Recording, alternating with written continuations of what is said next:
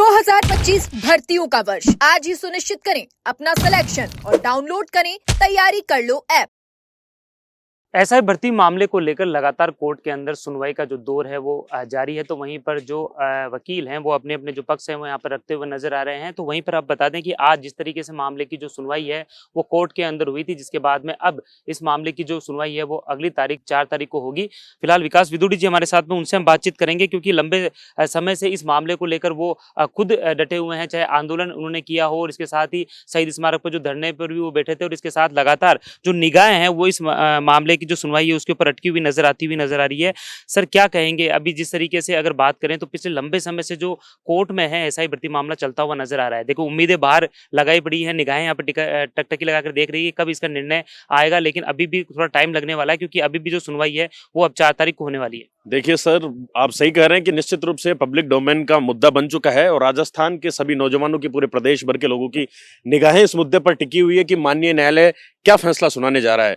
तो आज जिस तरीके से लगातार सुनवाई हुई और पिटिशनर पक्ष की तरफ से आज माननीय जज साहब ने सुना और पिटिशनर पक्ष की तरफ से सीनियर अधिवक्ता आरपी सिंह जी, हरेंद्र नील जी हमारी तरफ से मौजूद रहे और उन्होंने बड़ी मजबूती से अपना पक्ष रखा। जबकि सरकार की तरफ से इन लोगों का कहना था कि हमने अभी तक प्रिलिमिनरी ऑब्जेक्शन पर ही सुनवाई की है, अभी मेरिट पे बहस करना बाकी है। तो जज साहब ने उन्हें फटकारा, उन्होंने कहा कि आपने मेरिट पे तो बहस कर चुके हो, सारी चीजें हो चुकी है, सारे तथ्य आपने रख दिए हैं, अगर कोई भी आपकी एडिशनल चीज अगर अभी बाकी है तो आप रिजोंडर फाइल कर देना, 1 दिन का टाइम और दे देंगे आपको।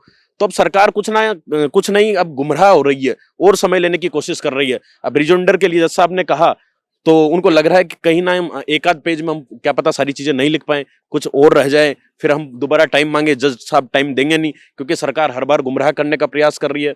तो निश्चित तौर पर माननीय न्यायपालिका इसमें स्पष्ट है, जज साहब का बिल्कुल सख्त रवैया है कि पब्लिक इंटरेस्ट का मुद्दा है और इतना बड़ा मामला कि जज साहब ने आज कहा कि मैंने एसओजी का अधिकारियों का पक्ष सुना, मैंने सरकार का पक्ष सुना, मैंने याचिकाकर्ताओं के पक्ष सुना और तमाम लोगों की सुनवाई करने के बावजूद ये पता चल रहा है कि बहुत बड़े स्तर पर यह घोटाला हुआ। जो पेपर 35 दिन पहले लीक हो गया, जज साहब ने इतना तक कहा कि पेपर लीक करने वाले रामूराम रायका के बेटे बेटी तो थे ही, जबकि बाबूलाल कटारे ने तो ड्राइवर को ही पेपर दे दिया, ड्राइवर ने अपने बेटे को पेपर दे दिया। तो बहुत बड़ा मास लीकेज था और पूरे प्रदेश भर में पेपर आउट हुआ है। तो जज साहब ने आज भी अपना ऑर्डर लिखवाया और निश्चित तौर पर एक आध सुनवाई और होगी। जज साहब तो आज कह रहे थे कि आप फाइनल कंक्लूजन करें, मैं इसमें फैसला रिजर्व रखूंगा, लेकिन उनकी तरफ से वही घिसी पिटी बातें थी कि हम अभी प्रारंभिक तथ्यों पर सुनवाई कर रहे हैं, जबकि सुनवाई सारी हो चुकी है।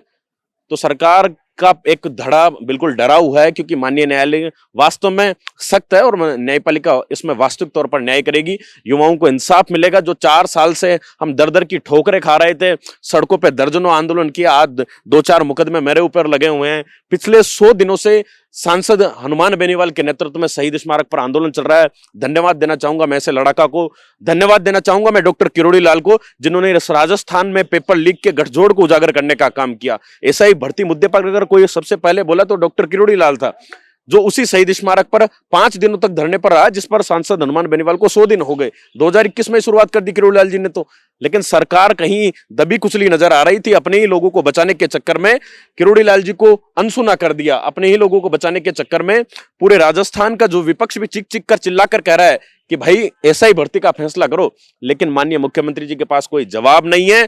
सिर्फ मछली और मगरमच्छ की बातें करते हैं, लेकिन वास्तविक तौर पर इनकी कथनी और करनी में स्पष्ट अंतर नजर आ गया है। आज प्रदेश का नौजवान देख रहा है कि किस तरह से जो मछलियां इन्होंने पकड़ी थी। आरपीएससी के सदस्य रामूराम रायका के बेटे और बेटी सुप्रीम कोर्ट से जमानत पर छूट के आ गए।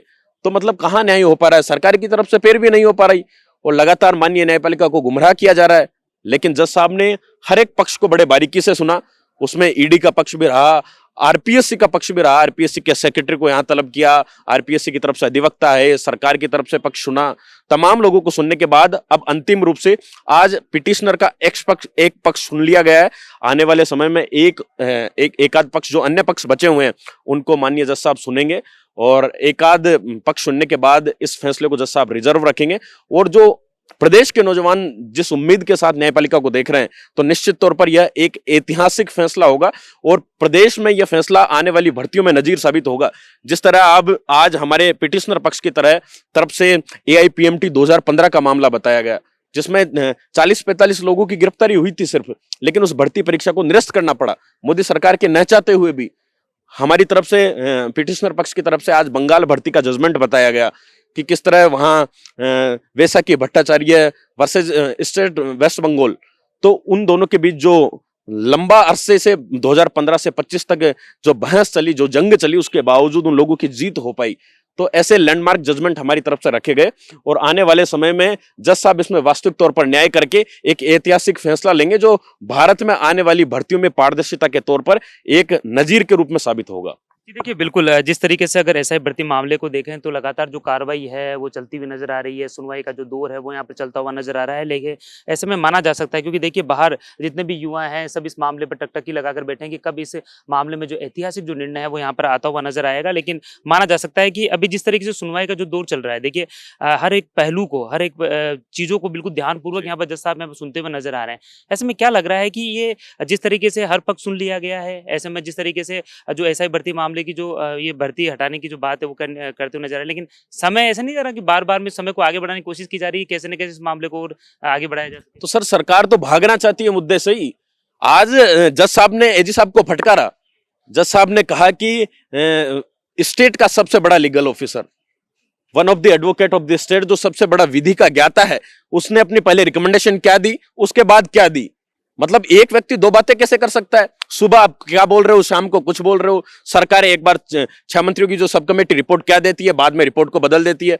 जबकि एसओजी के मुखिया वीके सिंह एडीजी साहब ने कोर्ट के समक्ष उपस्थित होकर जब जज साहब ने पूछा कि क्या केवल 50 लोग हैं, तो उन्होंने स्पष्ट मुखर होकर कहा कि नहीं साहब, आंकड़ा और अधिक है। उन्होंने कहा कि 80 तो ऐसे आरोपी है जो हमारी नामजद हैं और हम उनको गिरफ्तार करने के लिए तैयार हैं। 10 हार्डकोर क्रिमिनल हैं जो हमारी एसओजी की रडार पर है। तो ऐसे बड़े बड़े नामी अपराधी अभी गिरफ्त से दूर हैं। जो मुख्य सरगना थे, सुरेश ढाका, यूनिक बाम्बू, वो सब लोग अभी फरार चल रहे हैं। बड़ी बड़ी गैंगों का इन्वॉल्व रहा। हरियाणा गैंग तक पेपर चला गया, 35 दिन पहले पेपर लीक हो गया। आरपीएससी की तरफ से तो एफआईआर नहीं हुई, लेकिन विद्यार्थियों के अलावा परीक्षा सेंटर से भी एफआईआर हुई। बीकानेर पाली से जब पेपर लीक हुआ, Ramsahay senior secondary school Bikaner से हुआ, जयपुर के हसनपुरा से रविंद्र बाल भारती सीनियर सेकेंडरी स्कूल से हुआ। इन सेंटर्स की तरफ से एफआईआर करवाई गई, 11 से अधिक एफआईआर साहब। लेकिन 4 साल इस मुद्दे को दोनों सरकारों ने भटकाए रखा। लेकिन हमें पूरा भरोसा था, क्योंकि हम पीछे झुके नहीं, हम मजबूती से डटे रहे और हमने दर्जनों आंदोलन, धरना, प्रदर्शन किए, लाठियां खाई, मुकदमे झेले, 3 दिन पानी की टंकी पे भूखे प्यासे चढ़कर ध्यानाकर्षण अनशन किया। लेकिन सरकार की नींद नहीं खुली। सरकार की नींद तो आज तक भी नहीं खुली कि सांसद हनुमान बेनीवाल, राजस्थान में 25 सांसद में से मुझे कोई नहीं दिखा, लेकिन वो लड़ाका पिछले 100 दिनों से लड़ रहा है। 70 दिन हमारे बीच में बैठ के गए हो और अभी संसद चल रही है तो संसद में मुद्दा उठा रहे हैं। कम से कम देश में पता तो चले कि बीजेपी किस तरह पर्दा डाल रही है। एक तरफ तो सरकारें दुहाई देती है कि हम ऐतिहासिक फैसला लेंगे। इन्होंने खूब नारे लगाए थे कि नहीं सहेगा राजस्थान, युवाओं का अपमान नहीं सहेगा राजस्थान। आज युवा दर दर की न्याय के लिए भी मजबूर है, लेकिन ये न्याय करने को तैयार नहीं है। मुख्यमंत्री जी कहते हैं, जोगाराम पटेल साहब कहते थे, जो इनके कानून मंत्री, की ऐतिहासिक फैसला लेंगे, गुड न्यूज देंगे 1 हफ्ते में। कहां है आपका 1 हफ्ता? 1.5 साल से अधिक समय हो गया, 100 दिन हमारे धरने को हो गए, लेकिन सरकार से कोई एक भर्ती पर फैसला नहीं हो पाया साहब। तो सरकार ने तो थूक के चाट लिया। सरकार कहती है आरपीएससी में हम भंग करके पुनर्गठन कर लेंगे। कर दिया क्या आपने? आप ही के नेताओं ने कहा था, सतीश पूनिया ने कहा था, राजेंद्र राठौड़ ने कहा था, सीपी जोशी ने कहा था, बड़ी बड़ी प्रेस कॉन्फ्रेंस करते थे, मेजों को थपथपाते थे। राजस्थान की भोली भाली जनता को इन लोगों ने गुमराह करने का काम किया सरासर। प्रदेश का नौजवान देख रहा है, हमें न्याय चाहिए साहब। आपकी राजनीतिक रोटियों के बीच में युवा पिसा नहीं जाना चाहिए। हमें पता है हम किस तरह से लगातार कोर्ट में आकर भटक रहे हैं। हम न्याय के लिए दर दर की ठोकरें खा रहे हैं। अगर सरकारें ये काम कर देती तो न्यायपालिका में क्यों आना पड़ता? लेकिन सरकार ने तो अपनी आंखों पर काली पट्टी बांध ली, लेकिन न्यायपालिका ने खोल ली। तो निश्चित तौर पर हमें पूरा भरोसा है, माननीय न्यायपालिका न्याय करेगी। जो 4 सालों से सड़कों पर हम लड़े, जो मुकदमे, जो लाठियां हमने खाई, चाहे विश्वविद्यालय पे प्रदर्शन किया हो, रिद्धि सिद्धि पर किया हो, पत्रिका गेट पर किया हो, हर जगह हमने प्रदर्शन किया और 100 दिनों से शहीद स्मारक पर हम लोग लड़ रहे हैं। तो हमें पूरा भरोसा है कि डॉक्टर किरोड़ी लाल जी की जीत होगी, सांसद हनुमान बेनीवाल की जीत होगी, और जो निष्पक्ष तौर पर न्याय के जो देवता हैं एडीजे वीके सिंह और समीर जैन साहब, इनका जो फैसला होगा वो वास्तव में ऐतिहासिक फैसला होगा और राजस्थान की जनता इन्हें आजीवन याद रखेगी। बिल्कुल, देखिए ये थे विकास विदुरी जिन्होंने बताया कि किस तरीके से ये जो पूरा मामला है कोर्ट में यहाँ पर चलता हुआ नजर आ रहा है और खास तौर पे इन्हें पूरी तरीके से जो उम्मीद है, क्योंकि ऐतिहासिक जो फैसला है वो इस कोर्ट के माध्यम से आता हुआ नजर आएगा। फिलहाल जो युवा हैं और जो सभी जो इस मामले को लेकर टकटकी निगाहों से इस फैसले की तरफ देख रहे हैं, तो वहीं पर हम आपको बता दें कि आज जिस तरीके से मामले में जो सुनवाई है वो यहाँ पर हुई थी और सभी जो पक्ष है वो यहाँ पर सुने गए। उसके बाद में अब मामले की अगली सुनवाई 4 तारीख को होगी। कैमरामैन धन सिंह के साथ सतवीर सिंह राठौड़, एजुकेशन नगरी।